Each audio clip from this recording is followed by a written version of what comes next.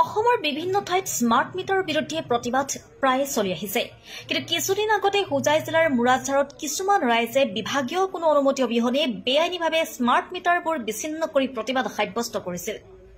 আজি হোজাই বৈদ্যুতিক উপসংমণ্ডলৰ সকলো উচ্চস্তৰীয় বিষয়ববীয়া আৰু জিলা প্ৰশাসনে সেই অঞ্চলত মিটাৰ খুলি প্ৰতিবাদ কৰা আৰু অবৈধ বিদ্যুৎ সংযোগ কৰা লোকসকলৰ ওপৰত আইনী ব্যৱস্থা গ্ৰহণ কৰা পৰিলক্ষিত হয়।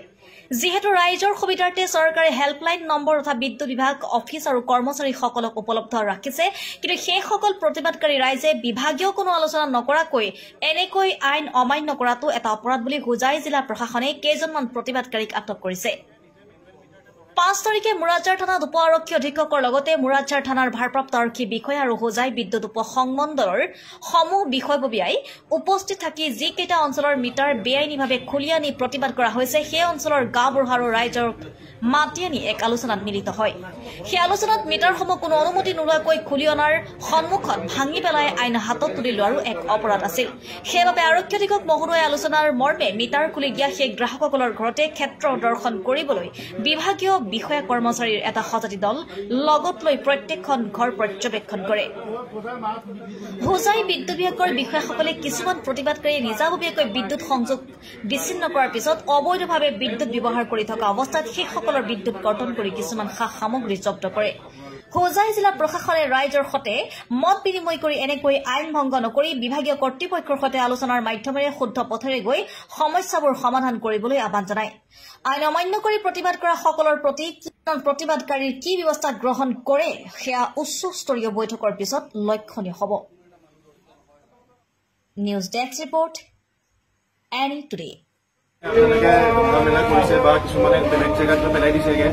কিন্তু যদি তেনেকুৱা কিবা এটা যদি খবৰ আপোনালোকৰ সঁচাকৈ যদি পাবলগীয়া হ'লহেঁতেন এইটো মানে চৰকাৰৰ ফালৰ পৰা আহিলহেঁতেন ন।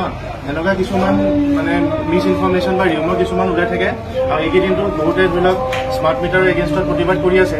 এইটো বস্তুটো একো ভেৰিফাইড নহয় হা। কি মানে মিটাৰত যিটো ধৰি লওক কেতিয়াবা যিটো আমি বিল কৰোঁ সেইটো যে যিমান কাটিব লাগে তাতকৈ যে বেছি কাটি আছে সেই বস্তুটো এতিয়া ভেৰিফাইড নহয় মানে হা। এইটোৰ পৰা APDCL আৰু চৰকাৰে শক্তি বিভাগে এতিয়াও চেক কৰি আছে কি, আৰু তেওঁলোকে CM ছাৰেও কৈছে কি মানে যিবিলাক মানুহে কৈ আছে কি স্মাৰ্ট মিটাৰত বেছি বিল উঠি আছে তেওঁলোকে নিজে মেনুৱেল মিটাৰ এটা বহাই পেলাই চেক কৰিব পাৰে। মানে মেনুৱেল মিটাৰত যিমান ইউনিটছ মানে যাব স্মাৰ্ট মিটাৰটো ছেইম নম্বৰ অফ ইউনিটছহে যাব। মানে এইটো CM ছাৰে যোৱা সপ্তাহত কথাটো ঘোষণা কৰিছে, ঠিক আছে। আৰু যিহেতু মানে এইটো এটা মানে এটা অপৰাধ হ'ল ন যে এই পাব্লিক প্ৰপাৰ্টিটো আহি পেলাই ইয়াতে ভাঙি দিছে আৰু ধৰি লওক তাৰপিছত আকৌ ইলেক্ট্ৰিচিটি লাইনৰ পৰা নিজে বস্তুটো টানিছে। গতিকে এইবিলাক এনেকুৱা হ'লেতো মানে যদিও আপোনালোকে ইলেক্ট্ৰিচিটি পায় বাট এইটো আইন বিৰোধী হয় নে নহয়। গতিকে আইন বিৰোধী কামত আপোনালোক লিপ্ত নহ'ব আৰু সকলোকে ক'ব কি এনেকুৱা যাতে কাম নকৰে, ঠিক আছে। আৰু যিখিনি আমাৰ প্ৰশাসনৰ পৰা ব্যৱস্থা ল'ব লাগে আমি ল'ম। আৰু আপোনালোকৰ যদি কিবা ক্ষোভ থাকে বা কিবা আপোনালোকৰ কমপ্লেইন থাকে তেতিয়া APDCLত আপোনালোকে যোগাযোগ কৰিব হা। তাতে গৈ আপোনালোকে ক'বগৈ নিজে কি আমাৰ মিটাৰত প্ৰব্লেম হৈ আছে বা আমি ধৰি লওক যিমান বিল আহিব লাগে তাতকৈ বেছি আহি আছে, বা আপোনালোকে হেৰি লিখক আমাৰ প্ৰশাসনক আপোনালোকে লেটাৰ লিখিব বা তাতে কমপ্লেইন পিটিশ্যন দিব। তাৰপিছত আমি আকৌ এনকুৱাৰী কৰিম কি একচুৱেলি এইটো হৈ আছে নে নাই, ঠিক আছে। আপোনালোকৰ কিবা কুৱেশ্যন আছে নেকি?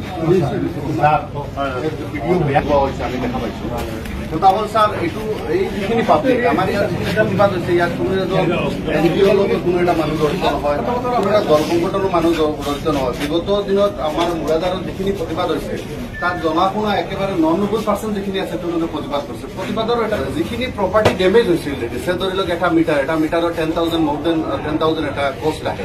ইয়াত বহুতখিনি মানে আছে যিহেতু পুলিচৰ আণ্ডাৰত নহয় APDCL, যাৰ কাৰণে ইয়াত মিটাৰখিনি দলিয়াই দিয়া হৈছে আৰু 100% এইখিনি মানুহে নাজানে, নহ'লেতো লাইনমেনৰ তাত জমা দিয়াৰ কথা নহয়।